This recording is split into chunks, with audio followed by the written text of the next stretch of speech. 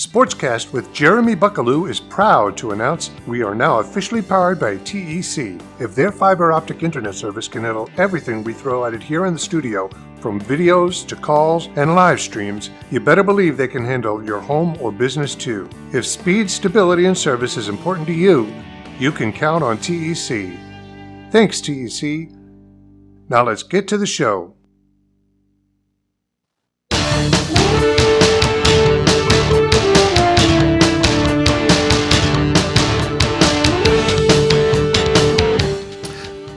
Hey everybody, good evening and welcome to another episode of SportsCast with Jeremy Buckelew. I'm your host and glad to have you back with us this week for another fun episode. We're going to have a good conversation tonight about sports shooting, and so looking forward to that. Real quick, I do want to say thank you to our sponsors for bringing you SportsCast each and every week. They include TEC, who has outfitted our studio here with their high-speed fiber optic internet, and has done a magnificent job with just keeping us online and everything that goes on here at the studio. If they can run our whole production and Mike Weatherford's whole production, I know they can take care of you at home as well. I've got it at my house, and from the time that I've gotten it until the airing of this show, our internet has never dropped out and lost service. And so if you are looking for an internet provider, TEC is making their way around Henry County. You can go ahead and grab that up, get on their list. If they're not in your area, they'll be there shortly. And so we appreciate them for the internet here in the studio. Also want to say thank you to the Peddler Advantage in circulation throughout 9 counties and have been that way for 40 years. And so if you have a classified ad you need placed, make sure you give them a call at the Peddler Advantage. You can reach them at 731-644-9595 and go see them at 105 South Market Street in Paris. Again, 20-word classified. If you got something you need to get rid of or you're looking to buy, whatever you need, they can take care of you. They're at the Peddler. They also are gracious enough to put the broadcast schedule for MyParisTV.com in there each and every week, and so you can find all the shows affiliated with MyParisTV.com in the Peddler Advantage and what's coming up for the next week. Don't forget, we are simulcasting on Facebook and on YouTube, so wherever you choose to watch, we appreciate it very much. And so be sure to give us a like, a follow, and all that. Also want to say thank you to Eaton Construction, another sponsor of the show. They've done a great job on my house and finished up last week. Actually finished up the very beginning of this week, I guess, technically. But the transformation's been amazing. And so any of your construction needs that you have, you can call Eaton Construction, and they will get you taken care of. I guarantee it. Call Nathan and his crew. They're a great group, and I don't think there's anything they can't do because we put them through the ringer at our place. So, as I said, got a fun show tonight with shooting sports, and so got one member of the Henry County No-Fly Zone here with us. Bam Thompson is in the studio. Bam, welcome. Oh, hey. My bad. No, you're good, man. I didn't do a very good job of setting you up for that because he's like, well, he's going to say something after that, and then that's just my clumsiness. I'm sorry. I didn't mean to do that It's on me. It's my first time. Well, I get it, but I'll do a better job. So Bam's here. We also have Myra Morgan with, help me get the name right, your McKenzie Shooting Sports. McKenzie Shooting Sports, and also Colin Whitehead with McKenzie Shooting Sports, correct? Yes, sir. So glad to have y'all in studio to talk about your craft. It's something that we were talking a little bit before we came on air, but it's growing, but not something that just anybody can get out there and do. I know that because I can shoot a gun, but I can't hit the broadside of a barn with a shotgun. I've done somebody throwing the clays and try to knock a few out of the sky. I can do that all right, but nothing like y'all do. We're going to talk about it. But first, want to say Kenna's not with us this week. She is at a wedding in Fayetteville. And then Luke has his, at the University of Arkansas, they have a different graduation ceremony for the athletes. And then they'll have the regular graduation in a week or so. And so she is in Fayetteville, Arkansas this weekend for a wedding and then for Luke's graduation. So congratulations to the couple getting married and congratulations to Luke for finishing up his degree at the University of Arkansas. So That's why Ken is not with us this week. But I am glad to have Bam and Myra and Colin here with us. Best thing you saw this week. Who wants to go first? I think I can go first. All right, go for it, Bam. So yesterday night I got to watch the senior night baseball game. It was a good game. We lost it, but we had a crazy comeback towards the end. Danny hit a home run. Yep. It was a great game to watch. That Milan team, I didn't realize this. I got to work today, and I was talking to a buddy of mine who follows baseball pretty closely, and that Milan team is like ranked in the state. Like they are a really good baseball team. And so, yeah, Henry County down 9-3 going into the bottom of the sixth, score 4 in the bottom of the sixth, get back into it, needed 3 big outs. I think they gave up like 2 singles to start the top of the 7th, and then got the 3 outs to get out of the 7th inning without any more runs by Milan, and we had a chance and just didn't work out, and that's the way it goes. It was a 9-7 ball game, but the good thing is you're right, it was fun to watch. It was fun to call on the radio. I got to do the broadcast for it. Always fun. There were 10 seniors on that team that were recognized, and so y'all guys know it's always good to, your high school days are winding down, and before you know it, you'll be packing up and heading off to wherever. We'll talk about that too here in just a second, but that was good. I enjoyed that baseball game as well. So, Myra, best thing you saw this week?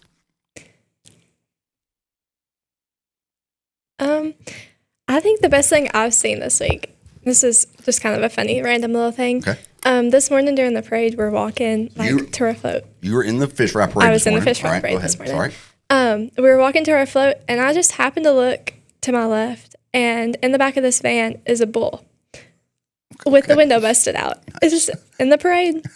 I think that was just the funniest thing I've seen in a while. I did not get to go to the parade, but I did watch it online. And I remember the people who were doing the radio broadcast for the parade were like, there's a bull in the back of that van. So I know exactly what you were talking about Yes. as it came by. I hate that I missed seeing it live, but it's not every day you're walking down the road and there's a bull in the back of a van. Yeah, right? definitely. So you were actually in the parade, not just when. Yes. Why were you in the parade? I am second maid for Iris Festival hostess. Congratulations. Thank you. And y'all's big, I guess the Iris Festival starts next week, right? Yes, it does. So Dresden girl. And so I am.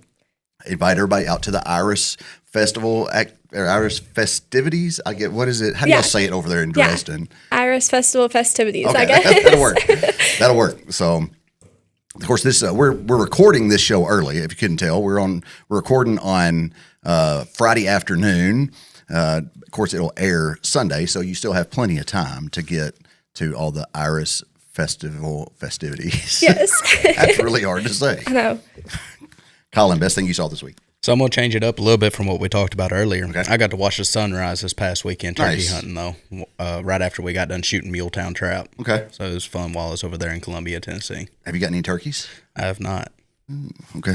Well, It's been a rough road. that's all right. Hey, how many weeks left in the season? We've got to May 20, Oh, so you got plenty of a little, time. little after graduation. Yeah, you got plenty of time, man. You're just giving them a chance, is what it is right That's now, right? Gosh, I don't know. Best thing I saw, this is my show, and I do this every week. I don't know what the best thing I saw this week was. The fish fry is always fun. I was telling some folks I work with. Of course, we work. My office is out in Cottage Grove, and so we work on Fish Fry Friday. If you want to take off and go to the parade, where I work is very gracious to let you do that, but I had some stuff to do, and so didn't get to do that. But it's always fun for me to, having been from here and grown up here, it's always fun, like when you're driving somewhere on Friday morning, to see everybody getting ready for the parade. Like they're pulling floats through town. And as I drove by the police station up here, the National Guard was there, that they were going to be walking in the parade. And I don't know why. It's just like being an old man, I guess. That's fun to see. And it just, brings back memories of previous fish fries and stuff that have done. And so I guess the best thing I've seen this week is just the fish fry festivities in general. And so I'm telling you, like, it sounds crazy, but like when y'all will be going to college next year, and you may or may not be home for the fish fry. There's a good chance you will not be.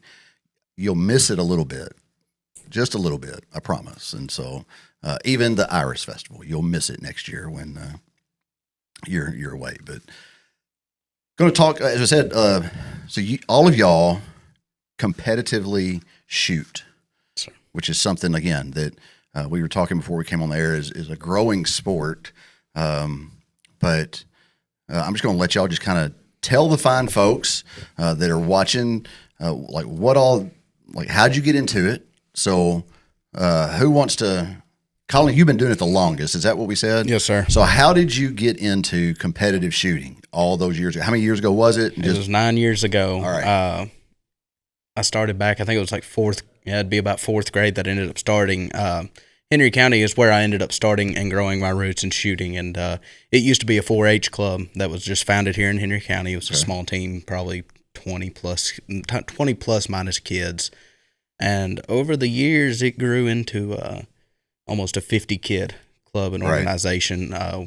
Henry County at the time was number 1 in the state of Tennessee and top 5 in the nation. And then I've ended up swapping teams to McKenzie now to fit better scheduling and things of that nature. Sure. I've been there the last 2 years, and that team's growing as well. I think we're at 40-something kids now, and it's just it's been a long road, but it's been a fun road that I would never change anything. Sure. I've made a mound of friends that have shaped how I've grown in life and like my sportsmanship and all those that I cannot change. It's neat to me to see how these new things get up and going, kind of like you said 9 years ago in fourth grade when it started, like the shooting clubs, like, I sound like an old man here talking to a bunch of kids, but when I was your age, but like seriously, like there wasn't a bass fishing team in the high school, and like you have all these opportunities now, but the shooting, is like really growing quickly and has for some time, as you said. I know, Bam, you may be able to speak to this, but the no fly has been like nationally ranked, state champions at all kinds of stuff.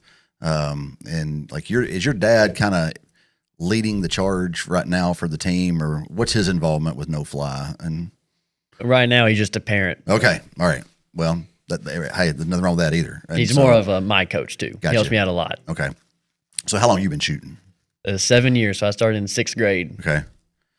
And so, Myra, you said the same, right? That you started, and so both these Henry County guys, you're a Weakley County girl. What's it like over in Weakley County? I know you shoot for McKenzie, but at some point, is there a big interest for that over in Dresden as well? So when I first started shooting 7 years ago, Weakley County did have a team. Okay. We had an SCTP team.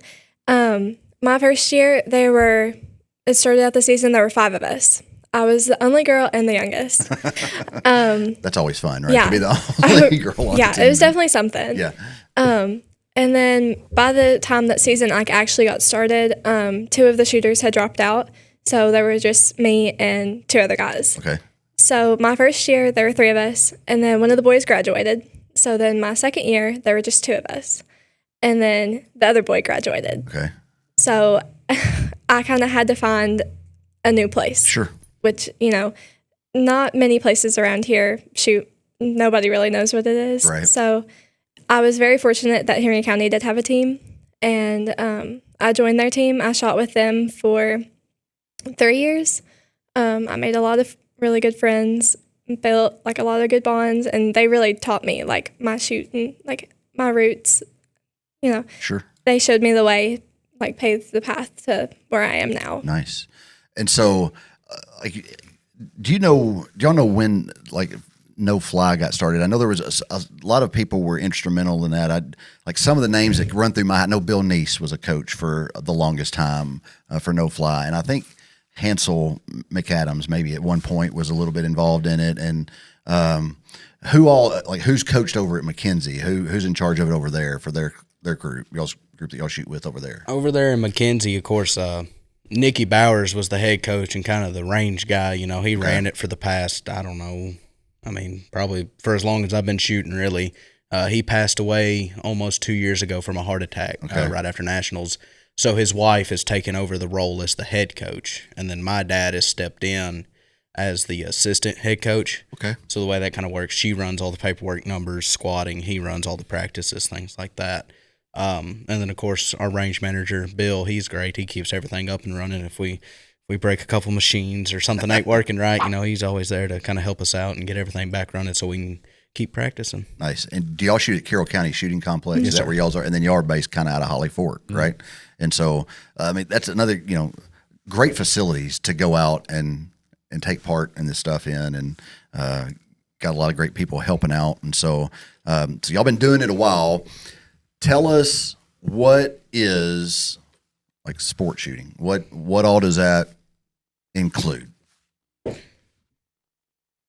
Well, what part you want to start at? Well, you just tell me. Like I don't know anything about it, and so I'm interested in learning about it. So what would I need to know as far as what y'all do on a normal basis when you go and competitively shoot? Okay. Well, I guess I can speak for all of us. Whenever you first go into competitive shooting, you start out with the trap. And of course, looking at this table, we're totally all trap shooters right here. We just love it. But essentially what it is it's like it's a house. It's like a box that sits out in front of you, and you have the 16-yard line that's spaced out into 5 different stations. And so what happens is it comes out in 5 different directions. It's oscillating. You don't know which way it's going to come out. But it's just going straight away from you. It takes very little lead, anything like that. You're pretty much pointing just at the bird or under the bird, and you're shooting at that bird. Okay. And, of course, that breaks down into a couple different disciplines like double trap. It's 2 birds kind of come out at the same time in a V shape, and you shoot 50 at a time instead of like a box of 25. Okay. So it's 10 instead of 5 at a station. And then, of course, extended line, all that is, or some people consider it handicapped. You step back. I know senior varsity, we're the 25-yard line. Sounds right. Okay, Maybe 25, 27, somewhere in there, and that's how far back. So you're putting the bird around that 45-yard range before you ever pull the trigger. Okay. If y'all want to explain skeet and then sporting, whoever wants to. So I'll take a skeet. So skeet is not a lot like trap. You're going to be shooting 2 different birds. You're going to have a high house and a low house. You have 8 stations, and they kind of go around like a semicircle, except for station 8, which is right in between both houses. Okay. And so it's going to be the same birds every time. You're going to shoot a high house single, low house single, and on stations 1, 2, 6, and 7, you shoot a double. Other than that, you're just going to shoot your singles, see what happens at the end of it, see who wins. Okay. So when you say a double in the skeet, you mean that 2 birds come out of the high and 2 come out of the low, or 1 comes out of the high and 1 comes out of the low, and the rest of the time you're having to find high or low? So you'll shoot for your double, you're going to shoot just 1 high, 1 low, one low. Sorry, they're kind of at the same time. And then for your singles, you always shoot 1 high house and then 1 low house. And then in skeet, there's only really 24 birds. So for the first bird you miss, you get an extra shot at it. All right. Which is like you shoot it, I missed, reload, try one more time. And if you go the entire time without missing, you would shoot a low house 8 one more time, and that's a perfect 25, and that's the main goal. Okay. And then Sporting clays. Sporting clays. All right, go ahead. Yeah. So sporting clays is more of like the gamey side of it. Okay. So it would be more like hunting. All right. Instead of just on the concrete shooting the same birds. Sporting clays, you never have any idea what's coming out of the house. Well, there's no houses, there's just machines. Okay. Bam talked earlier about how sometimes they have machines on lifts, Yep. like 20 feet up in the air. They throw them, see how far they can get them. It's always just crazy things. Sure. You never see the same bird twice. Okay. And with sporting clays, you have regular sporting, and then you also have super sporting, which is 50 birds. Wow. And then you get a few extras. Okay. So. And so all of y'all, like when y'all go, do y'all participate in all 3 events, or do you pick an event like this is what I want to do this time? So, like I was talking about earlier with the Scholastic Clay Target Program, or SCTP, all 3 are offered in the same governing body. So, like, we'll all go shoot all the disciplines, or at least the main 3 when we go to regional, state, and nationals. Okay. And then, of course, there's ATA, the American Trap, NSSA, which is skeet, and then the NSCA, which is the sporting clays. They're individualized and specific to that group. So it kind of depends on what trail we chase. I know me and Bam, we're both mainly SCTP, and then, of course, we both chase in the NSCA trails. Okay. So we shoot more sporting clays than anything. Okay. You just float in there with the trap more than any of us. Yeah. I do a lot of SCTP. I do quite a bit of trap and then sporting clays. It just kind of depends on the day. Okay. So you were talking about, you have all these birds flying wherever. We were talking beforehand, you use 12 gauge most of the time. There are different events where you can do a 20 gauge or a 410, even or a 28 gauge, you said. But the main gun of choice, I guess, is the 12 gauge. How many shots do you get to load at a time? Is it 3 shots that you put in? Is it 2? How many do you get to put?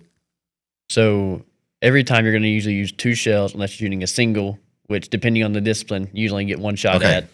So the most common firearm is actually an over and under shotgun because you usually got the least amount of parts and you can only use 2 shells. Okay, see, I would have guessed it was a pump, but so the overaction, you said Over under. over action. Sorry, but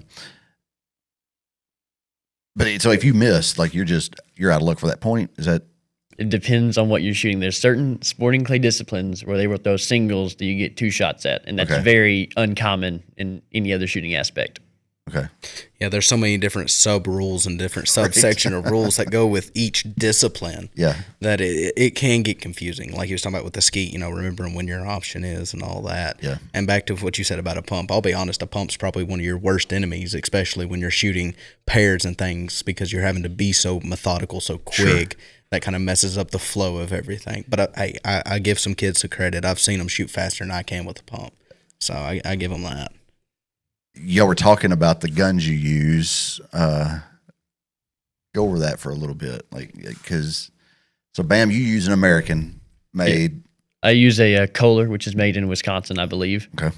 And they're, I think, relatively new compared to some of the other gun makers, but they can range from like $12,000 up to like well into the $50,000. Mine's not that much, and there's a bunch of different gun makers. There's a little bit of different things you look for. Like my gun, it's a little bulkier, it's a little heavier, but Okay. when I shoot it, there's no recoil whatsoever, and they're made to take tens of thousands of rounds a year. Okay. And they should last my entire lifetime. Is what they tell me. All right.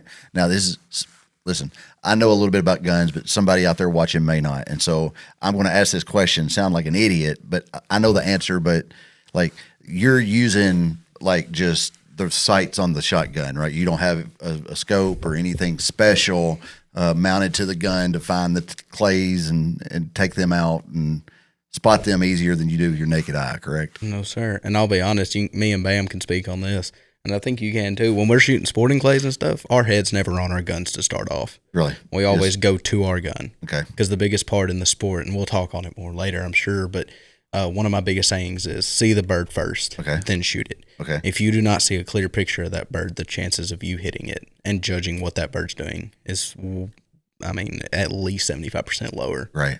Than actually, getting a good look at what it's doing. Right. Hang on to that. I'll be right back to it. Your gun is what? Okay, I shoot a fab arm. It's an Italian gun. It's made by Caesar Guarini. Okay. It's more on the slim side. Bam said his was heavier. Yeah. Females, we don't want heavier guns. Okay. It's just harder for us. Sure. So I have a fab arm Elos Into Sporting, which is a relatively new version of their gun. It's not it doesn't kick. Okay. It's heavy enough to where it doesn't kick. So we shoot up to sometimes 600, 700 rounds in the span of a few days. And so with us shooting that much, we don't want something that's going to hurt us. Right. Wow. That's a lot of shells going through the end of that shotgun. And then you have... I have a blazer, so Bless mine... I was waiting for that. That was so good. I was like, okay, go ahead. Sorry. So my gun is a German gun, and it's not majorly distributed over here in America. They only have 4 different retailers or 3 retailers here, and the main one is back in Germany.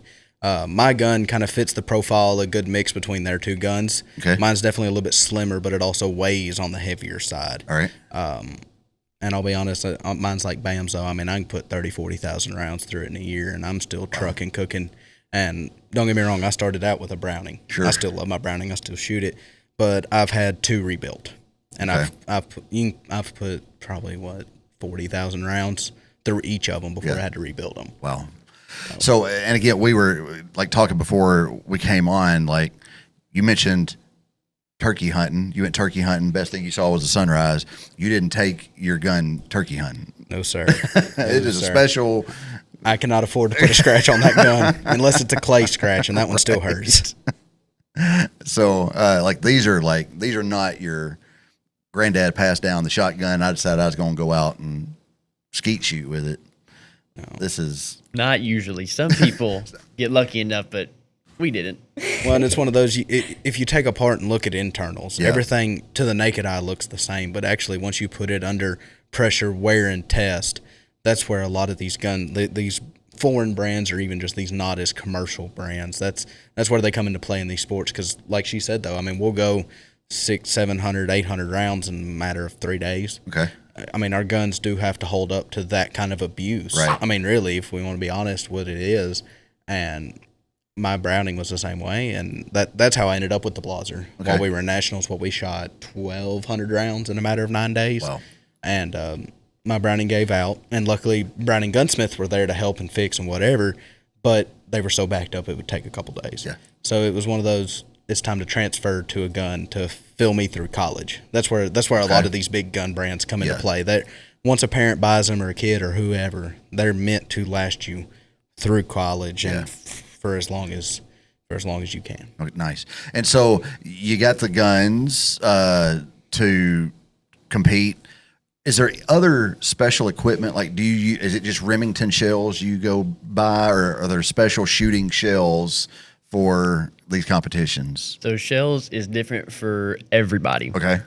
So when I shoot sporting clays, I want to use a 1,300 feet per second number 8 shot. And so I say number 8 shot, that's going to determine how big the pellet is. Right. It's going to determine how many pellets are actually coming out of my shell. Okay. Every shell we shoot is limited to 2 3/4 and no larger than 7.5 shot. Is it no smaller than number 9 shot? Yeah. No smaller than number 9, and then nothing over, I think, depending on what it is, but nothing over like 1450. It depends on certain disciplines. They'll say if you're having like this much shot, they also will change that. They can say 1 ounce a shot, or like 1 1/8 ounce a shot. Yeah. Some people are 3/4 ounce a shot. It'll change a bunch. And different disciplines. We were talking about disciplines earlier. There's one called FETASC. And in FETASC, you're not allowed to use anything larger than 1 ounce a shot, which is smaller than what we shoot at most events. We shoot a 1 1/8 ounce, get more pellets. And so I'm going to go back, to ammunition. No, go for it. So I said I shoot like a 1,300 8 shot. And I heard, is it the Hilliards? Don't they shoot 1145s at everything? 1165s at everything. 1165s, which is going to be a lot slower than what I'm shooting out there. Okay. But what happens with a lot of these shells is how they pattern out of your gun. My gun is going to pattern different than Myra's gun. My gun's going to my gun's going to pattern different than Bam's gun. Sure. And like for me, a 1 ounce load actually, or 1 ounce of shot actually patterns a little bit better and a little bit cleaner out of my gun than it might theirs. So like I shoot a little Rhino. I shoot an Italian shell that's loaded here in the USA. The Fiocchis or Fiocchi, how they pronounce it differently. Yeah, everywhere. it's a little different, but that's become my favorite. And of course, I'm 8 shot, and then I'm 1250 FPS. Okay, that's what I shoot. Girl, what do you shoot? It just kind of depends on the discipline. I normally gravitate towards like 8 shot 1200s for most of everything. The farther targets in sporting clays, I'll shoot 1300 8 shot. Skeet I shoot 8 1200s, and then for trap I shoot 7.5 1200s. Okay. And then when we shoot extended line or handicap, we're back farther, so I shoot 1250s. So y'all got to have all these on hand anytime you go shoot, and like ready to go for whatever. To an extent, but I mean it's all personal preference. Yeah. It just kind of depends on what you. I mean, like I said, we know the Hilliards, they shoot at least 100, if not more, FPS slower than we do. But that's what they practice with. Right. It's just like any other sport. Practice how you're going to play. Okay. So we're going to practice how we're going to shoot a competition. So you kind of got to figure out what you're going to use. And I mean, how many shell brands are there that are advertised as a shoot? Oh, too many. So is that special order stuff, or can you go down here to Holmes and get it? So something like Holmes, you could, I think, depending on the brand, you can order through Holmes. Of course, they do not carry it, but most of it is a special order ordeal. Game Bore is one of the biggest sporting clay brands, and they're strictly out of England. Okay. So you're going to have to import them. You're going to have to pay a little bit more. I mean, they're running 135, 150 a case for some of their. And how quick do you go through a case? I can go through a case in a day.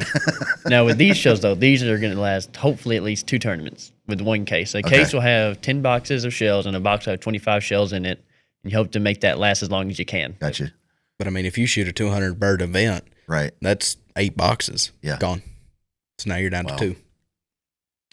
So what else? Okay, so is there other special equipment that, like you see, because, and the reason I ask, like you see a lot of times, like if there is some kind of sporting event on that people see in the Olympics or whatever, like sometimes people wear like special glasses or something like that. Do y'all have any of that kind of stuff? What else do y'all have? So disclaimer before we go into this. All right. You can make this sport as cheap as you want to, or you can make this sport as expensive as you want to. And when I say that, yes, you pay for what you get, and the more expensive things are beneficial.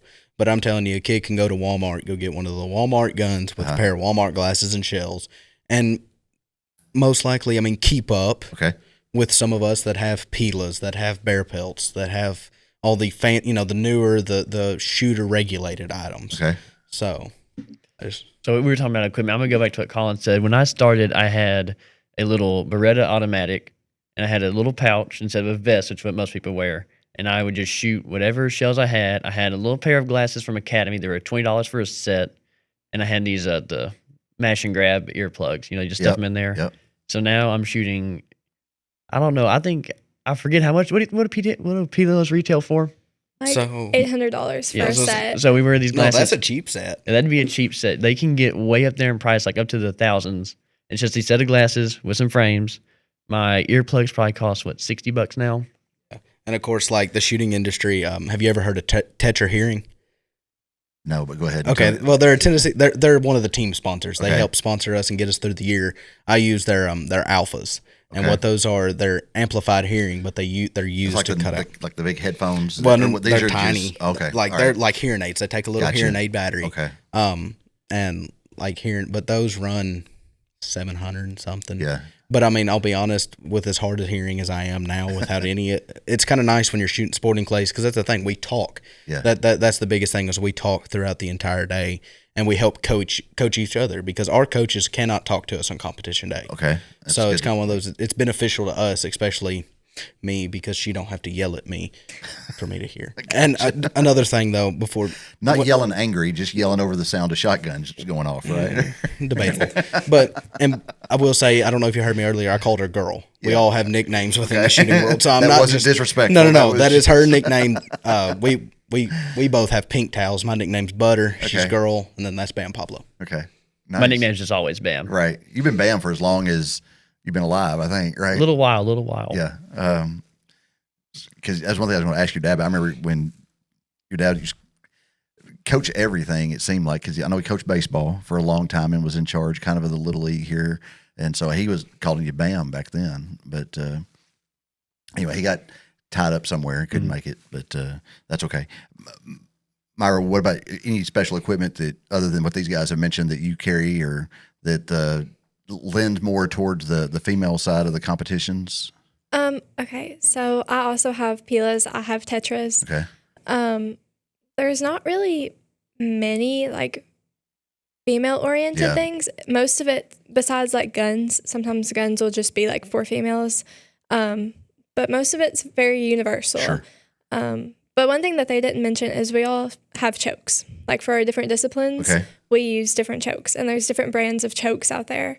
Like me and Colin both shoot Rhino chokes, but I shoot regular competition chokes, and Colin shoots the Alien chokes. Okay. And so that's also something that's like very preference oriented. All right. So everybody shoots something different, just depending on how their gun patterns and how they like shoot their shooting style. So when you say choke, what are you talking about? So it's a little tube that screws into the end of your gun. Okay. And it changes like the pattern of the shot. Okay. So it makes it tighter or more open, just depending on the discipline that you're shooting. Right. Okay. Sounds good. We got to take a break. And so real quick though, you mentioned you were sponsored. What, Yes, sir. Who? Go ahead So- and give a shout out to yours. So I want to give a shout out to the 80 Below guys out of Decaturville. Man, they've helped me throughout my shooting career for the last couple of years, lubricating my gun and making sure that it runs correctly and that I can make it through a competition. And I will say their product is something that I will live with forever, whether I'm shooting or if I'm duck hunting or whatever. It's never gave me an issue. Spoken like a true salesman right there. That was great. We'll be back. We're going to have to take a break, hear from our sponsors real quick. We'll be back after this. Y'all stay with us.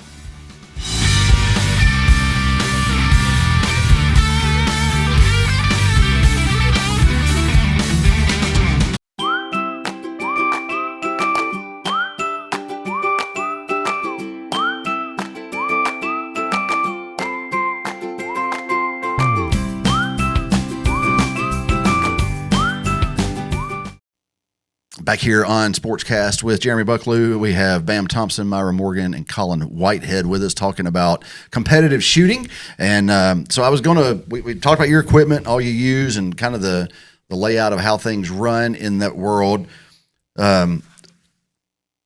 Practices. What do your practices look like? Because, I mean, you know, I think a lot of folks say, well, they just go out in the backyard and shoot some. That's not probably what your practice looks like, right? What are, like, when you go to practice this, first of all, how much are you practicing? But what do those practices look like? So we try to practice around 2 times a week in Henry County, and that's usually going to be around 100 shells a day per practice. And you're going to try to focus on your disciplines. Like we try to have like a trap practice or a skeet practice, and you're trying to make sure we kind of learn it after a little while. Okay. Like after, I think in skeet, what was it, 10th grade? I ran 100. You ran 100 not long after me at all. Actually, I think you beat me to it. No. It's possible. Yeah, because you ran, I think, trap and skeet 200 like right after I ran mine. Yeah. Yeah. So once you run the 100, you're not really going to learn anything. You're more so making sure you're still doing everything right. All right. And then a different practice is like I have an instructor. His name is Todd Hitch. He gives out lessons on Score Chaser. And he will just help you learn everything only for sporting clays. Okay. And he made me significantly better. Before I started going to him, I didn't have like any individual awards whatsoever. And then I think just a few months after going to him, I ran my 100 in skeet, which is a huge thing. I won my class at the U.S. Open in Mississippi. I won, I think it was like $5,000 in two shoots. It was crazy. And then you were talking too and said like your coach, or I guess it was Todd, that like he's pretty good at shooting. Yes. Obviously, I mean, that's a stupid thing to say, but I mean, he has won several national competitions and that kind of stuff. And right? he's good at what he does. Yeah. I've taken a lesson from him myself, and I'll tell you how this works. It's a 2-hour lesson, and it's like $250, I think is what his kids count is. And in that 2 hours, he took me from a sporting clay shooter that might shoot a 60 one day and like a 90 the next day. Now that's a big jump. Sure. But that was my issue. I wasn't consistent. Okay. All right. He took me from that, and in one lesson, he made it to where I'm shooting on average high 70s to low 80s consistently. Right. And you can work with consistency. You cannot work with 1 week I'm at a 60, the next I'm at a 90, I'm 70 in the middle there. Yeah. That you can't make a game plan off of that. And that goes back to like our practices. That's why we do it. Right. We'll talk about gun fit. Like, all right, you grow 2 inches. All right, you know, pants are a little short, but like you don't think much of it. But you take your POV or point of view on your gun and point of impact, and it might change this much here, but you're going to go this much out there. Okay. So, and that's one thing we'll preach and preach and preach at practice is check your gun fit. Make sure everything's right. If you're putting your gun together, make sure nothing got knocked loose. You know, take pictures of what your gun looks like so you remember what it's supposed to be in case it does. Right. And that's a big thing at practice as well. Okay. Myra, how about your practices? What do they look like? Same as Colin's pretty much. Y'all practice together, right? We practice together. We practice on Monday and Tuesday afternoon. You know, usually like 100 rounds a day, but sometimes coming up on competitions, like we'll focus on one specific discipline and we'll shoot extras like 150, 200. It just depends on the day. I always remember when people would talk about, and of course, I hate to keep coming back to no fly because I know that not all of y'all are on no fly, but that's just what as it was coming along and coming up, that's what people talked about here in Henry County. But the fact that, like, you know, on the football team, they have all the equipment that's provided if you wanted to go out and play football. I don't mean that, like, none of your equipment is provided, right? Like your 100 shells that you have to go out and you've got to buy those 100 shells every time you practice, and you've got to buy the shells for competition. And like, it is on y'all as the shooters to have what you need to show up and shoot every week. There's nobody coming in and is like, hey, you know, here's here's 1,000 rounds for you to practice with or something like that, right? Pretty much. And of course, I think Henry County is now the same, but like with McKenzie, our sponsorships, they go to cover entry fees. Yeah. Like regional entry fees aren't horrible. They're like like $100, $200. That's not bad. We go to nationals and you're shooting all the disciplines for the whole 9 days. You're looking at over almost $1,500 just in entry fees. Wow. That's not hotel, shells, Right. gas, and Food, anything like that. And our sponsorships, so what they do is they go in, they cover the main 3 disciplines. And I mean, that saves us almost $400 and something at national level. And I mean, it probably saves us over $1,000 for the year. Okay. That we can put towards shells and things of that nature to practice with, to shoot competitions with and things like that. Okay. Then same for you guys. Yes, we just started sponsorships, so we're a little new to them. I don't know much about them, but I will say that Holmes has helped us out over the years a ton with shell prices. Good. And it has saved us like thousands of dollars. And then sometimes, like depending on who you shoot for, you can sign up for like a club or something because you got to pay for every clay you shoot too, and they can get expensive. I think I've seen 50 cents per bird before. Wow. And that adds up quick. Yeah. Yeah, that's just remarkable that, I mean, obviously you got to know that going into it, but still just the cost associated with that. And you said that y'all just finished up your sponsorship. Y'all have the fortunate problem that you had a sponsorship going on and it filled up so fast that the shirt y'all got, there was no more room for any sponsors, which is a great problem. Mm-hmm. But I mean, I'm sure there are ways if somebody wanted to contribute to your organizations, they can probably still do that. They'll just get in touch with who at McKenzie is kind of over. Would it be your dad or is it? I was going to say I can just shout out Dad, Okay. mainly because I know his kind of contact Sure. info. But you can give a call to Lee Whitehead at 731-336-6732 and give him a shout, and he'll talk to you about it and see kind of where you can help out with anything on the team. Yeah, and then the same with So Henry County. Just I don't have his give me your contact dad's info. number. He's not a part team, just a parent. But I will say our coach's name is Jonathan Carver. Okay. I don't have his number off the top of my head, but that'd be our coach for right now. We'll try to find it and get it put on the Facebook page for when this airs on Sunday night. But because his son Cooper also shoots and does very well, right? Mhm. Yes. Yeah. So like the sponsorship may be over, but let's be honest, like no one's ever going to turn down some money to say, hey, here, put this towards your team and get what y'all need, right? I don't know. And then Colin was talking about he has some sponsorships.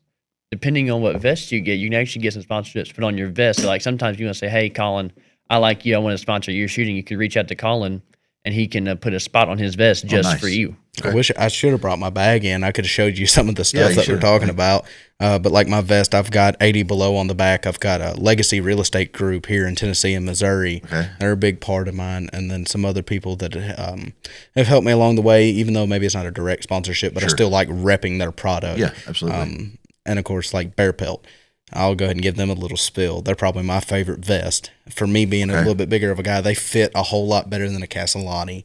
And they're a little bit more customizable. You can get your whole name, all the things like he was talking about, sponsorships, different patches put on. The sizings run pretty true to size, and they're a local U.S. company. They're out of Wisconsin. Nice. So it's about a month process from order to making and shipping out. I can't promise when it'll get here, but they average 6 to 8 weeks. Okay. So I mean, a little over a month. But the vest, they're like, when I go deer hunting, I wear an orange vest and a hunter orange that you have to wear. Not that kind of vest. Like these are like what all is included. Like I know it's probably got pockets, obviously for shells and. I'll speak on Bear Pelt, and you can speak on Castellani. Yes, because on it's that going to end. depend on the brand you get because they're going to have a bunch of different stuff. So like my vest is completely like a mesh. It's almost like a deer vest to an extent, but with a little bit thicker material. And of course, it's got a pocket up here for like holding spare shells, things like that. I've got double front pockets to keep shells and things, and then I've got my back pouch to put spent shells that I can keep just so I don't have to bend over, pick them up later. All those. And like I said, I mean it's a very breathable material. Mine is customizable, but I got mine in like a gunmetal silver engraving design with maroon red in it. Oh, nice. So it's kind of I don't want to say floral. What's the word? Not formal. I don't know what word I'm looking for, but it's a design, and you can get camos, you can get pretty pink flowers. I mean, there's over there's over like 200 something designs that you can get through the Bear Pelt website that are fully customizable to you. Wow. And then so Castellani, it's another vest brand. It's more European style. If you go to Europe, you're gonna see a lot of Castellani out there. And so they're a little more like a traditional shooting vest. So they're going to have a leather patch on your shooting shoulder. It's going to be like this thick fabric all across your body. And then on your sides, it's got a little bit of mesh. And then it's got your 2 front pockets for your shells. And then mine doesn't have it, but a bunch of vests do. Is on the back. You got your back pockets, putting your spent shells. Another vest that I don't think any of us use is called Shoot the Moon. And that's what the Olympians use. Okay. It's going to look a lot more similar to my Castellani than his Bear Pelt. Okay. So you practice, you got all the stuff, you're ready to go, competition day. You said that there are about 10,000 people, not at these events, but like in the national club or whatever it is, the SCTP. Yeah, that there's about, you said like 10,000. There's over 10,000 people at just nationals alone. Okay. And so how many, like when you go somewhere, first of all, where all do you go to shoot? Like what's your farthest trip? So my furthest trip is for NSCA. There's a shoot called Jack Links, and it's sponsored by the Beef Jerky Company. Yeah. It's in Okeechobee, Florida. It's about a 13 to 14-hour drive, and that's going to be my furthest shooting trip. All right. I think my furthest will be this August whenever I go to the U.S. Open in Wisconsin. I think it's going to be about a 10.5-hour trip. Okay. All right. How far is your trip? So right now, just with Mackenzie, we shoot Ohio, which is like 8 hours. That's our nationals. But then shooting with Bethel in the fall, we'll go, to college nationals, which is out west. They have some in Texas and Oklahoma, just over that way. Nice. So you get there. How many kids are at these events? Because you were saying it too before, like we had a good conversation before we came on. We should have just recorded that. But there are different age groups, different levels that you can shoot at.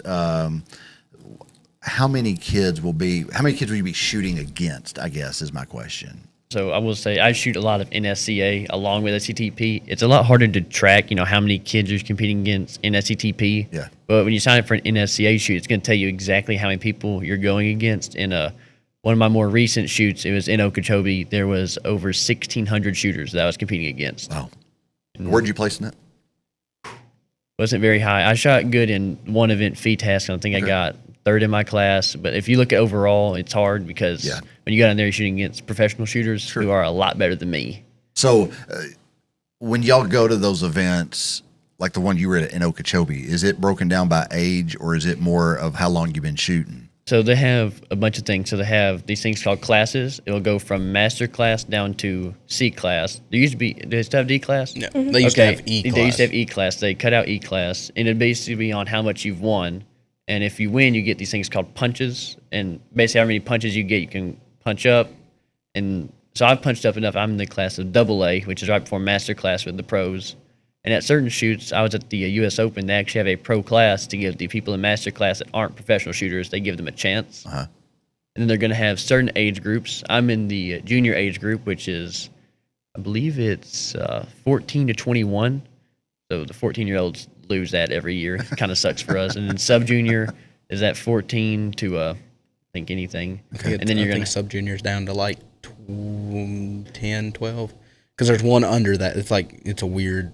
You don't see a lot of the people. It's really young in sporting clays. It's more of an old person event, I'll be honest. When you go out there, you see a lot of gray hair. Okay. And so they goes up, I think it goes veteran, super senior veteran, legacy. It goes down a long list. And you can just try to win in any of those categories. And I don't know, there's a lot of ways you can win in sporting clays. Okay. But as far as, so the ones that you go to, y'all shooting kind of the same... We shoot in all the same circuit. Yeah, and so, I mean, when I say you go to this one, it's not like y'all are cross-sectional as far as it's just the SE, and don't know why I can't remember the acronym for it, but so SCTP is pretty much strictly high school students. Okay. So it's for clubs like us Yep. that are, and of course, like we can have collegiate members come back, but that's just kind of more or less so they can shoot through the summer before they go back to college to shoot. And then, of course, talking about like NSCA, NSSA, and ATA, those are national organizations. Anybody is welcome to shoot those. You could go shoot them. We can all go shoot them. It just, it's not strictly for kids. Gotcha. So it's kind of one of those, that's what he was talking about. You know, you don't see a whole lot of little kids in Right. those because they're just getting into it. You'll see, I mean, how many rookies do you think there are each year? I don't know. I mean, I'll be honest, I think we had, what, 8 juniors come on this year? I think so. So, I mean, a lot of little kids are getting into it, and that's why we start with trap. Right. Because it's, you know, it's a simple. Simple. And then, of course, once you move up your first rookie year, you get 2 years as a rookie. Okay. Once you move up to your second year, that's kind of when we start introducing competitive skeet, competitive sporting clays, you know, things like that. But, yeah, it's all the same circuit on SCTP, and it's all the same circuit between the 3 different national organizations, but it's kind of weird. They don't really intertwine.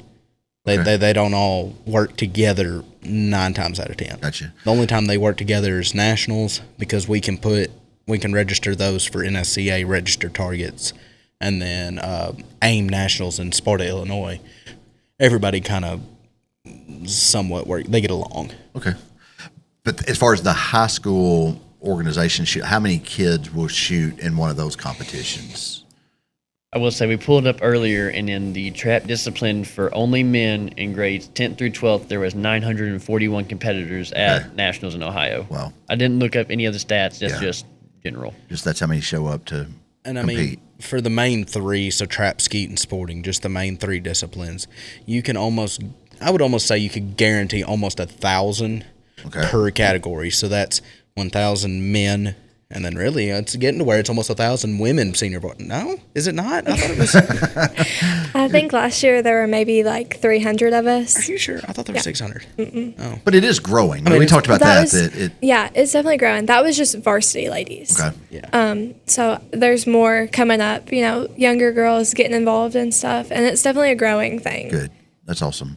And so you were talking earlier about kind of what's going through your mind as you step up to the line or whatever you step up to, and like it's go time. Do you just completely clear your mind? Do you have a checklist that you go through? What does that process look like because I assume you got people standing around watching you too, which puts some pressure on, but because you don't be like me, I'd be out there shooting 0 for 4s or whatever, you know, but what goes through your mind as far as preparation of, okay, I'm ready to go and let's go do this? I think I can speak for all of us at this point. It's all muscle memory. Okay.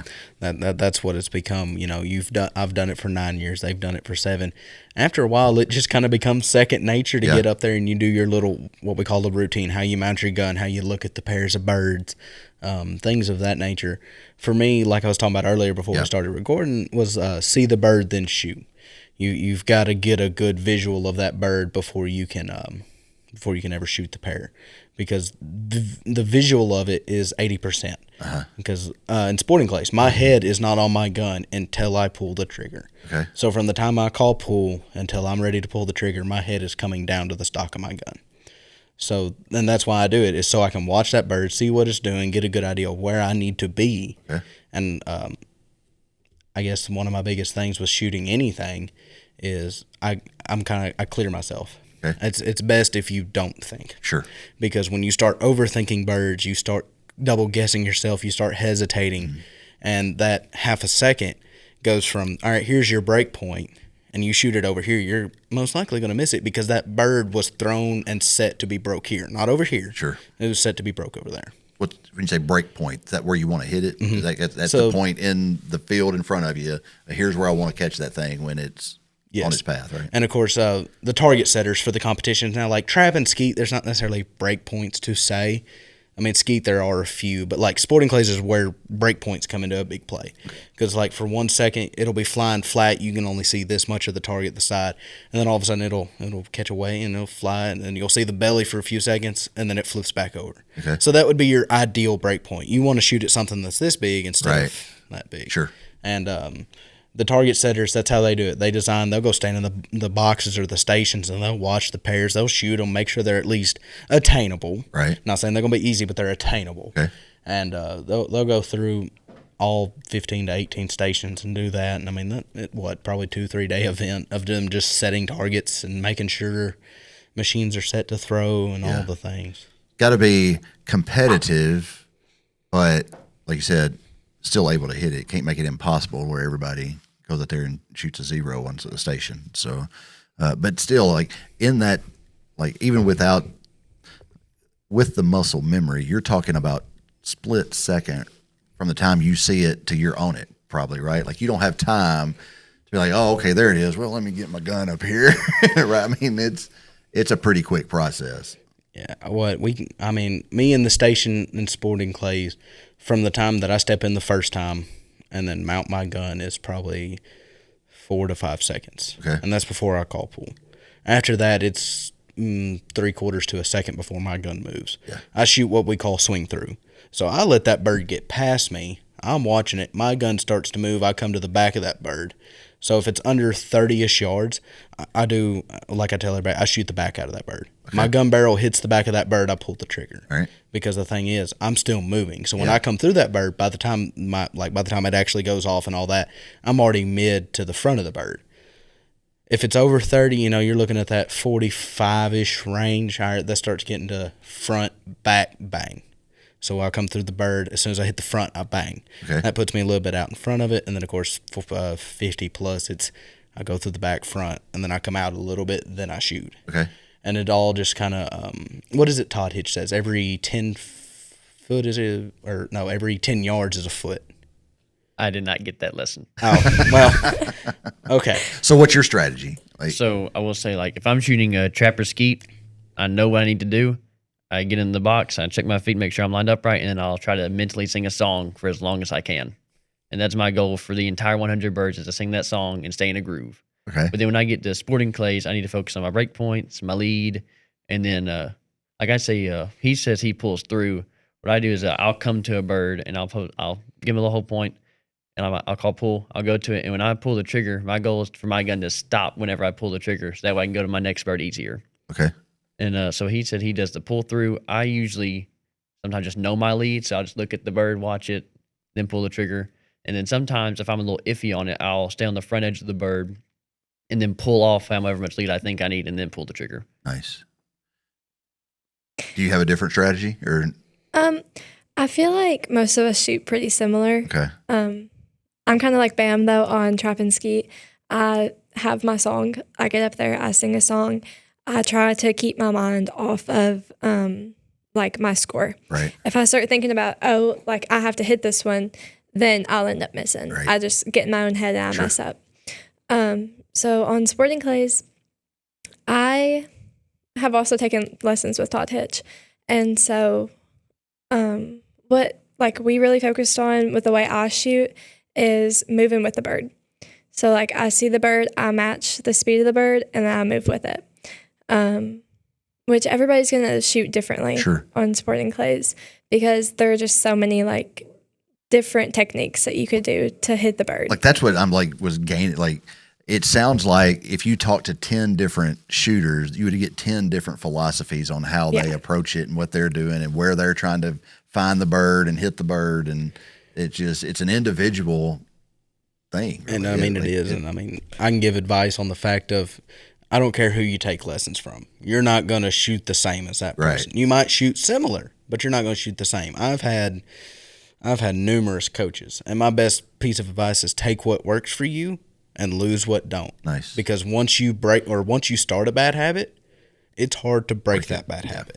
So take what works for you and kind of build. That's what I've done over the last 9 years. I've built my own regimen, I guess you could say, like what I do. Skeet, I've got 3 different people that have coached me in skeet. I took a little from one guy, a little from the other. Trap's kind of been my own thing, some coaches here and there, but I've just built my own routine in trap. Right. And then sporting, a lot of what I do is from Todd, but a lot of my timing is still on my own. Okay. A lot of my movements is kind of my own. So this sport is so so various. Like you said, I mean, you asked 10 different shooters. If you get the same answer for one of them, I'd be amazed. Nice. We've been talking for over an hour, I think, and so it flies by. But finishing up, what have you got coming up this summer, and where will you be this time next year? So who wants to go first? What your schedule's looking like this summer as far as competitions, or and then where are you going to be? So everybody's looking at me, so I'll go first. This summer, I will be in Ohio shooting at the Nationals. I'm going to try to win it, obviously. I think I got a good chance this year. I'm liking my chances. Okay. And this time next year, I should be in Knoxville trying to get a degree in engineering. All right. And you're going to be shooting over there as well? Yes. I don't know what that shooting is for them is going to look like. I'm excited. They have a club. I still got to email some people about that to join it, but I'm ecstatic to shoot for them. Awesome. So I plan to go to Oskaloosa, Iowa, and I'll be at William Penn University majoring in business management with an emphasis in agriculture. Okay. And I'll be shooting with them with the team. They're actually this year's D2 national champions out of San Antonio, Texas. I think this marks second or third year in a row that they've been the D2 national champions. And then, of course, this summer I'll be at the Nationals, and I'll be chasing some different little circuits around this summer with SETP. I know like Triple Crown is one of the big tournaments that's going on right now, and it's three separate settings. We had one in March for skeet. Last weekend was Muletown for trout. Okay. And then in about 2 weeks, May 17th, 18th is Bigfoot Blast. That's a big sporting clays at Cross Creeks. Okay. But yeah, this year is just going to be enjoying my senior summer, I guess you could call it, and getting ready to move out and go to college. And you had a signing ceremony this past Friday, a week ago today. And so congratulations on that. Congratulations to all of you. And then Myra, for you? So this summer I'm going to be, SETP. So we have regionals, state, and then we have nationals in Ohio, and then we'll go to Illinois for AIM, which is like the big trap shoot. It's like a couple weeks long, and then we'll shoot like sporting clays and skeet up there too. And then this time next year, I will be shooting for Bethel University. I'm going to get a degree in elementary education. Okay. Very nice. She's a strong person than I am. I'm just going to tell you that I couldn't deal with little kids that long. My wife is a teacher, and it takes a special person to be a teacher. I will say that. And my mom was a teacher for 30 years, so I can say that as well. You said something that triggered one more question. I'm sorry. I know I always do this. Like, we're going to go. Oh, wait, let me ask one more thing. Region, state, national.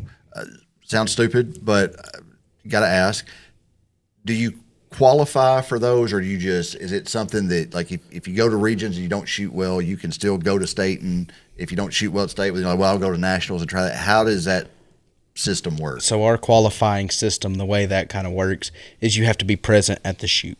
Okay. So, like, to shoot everything at state, you have to shoot the main three. Okay. And as you go up the chain, so like regionals, we only offer trap, skeet, sporting. All right. Just the main three. You go to state, then we introduce double trap, extended line.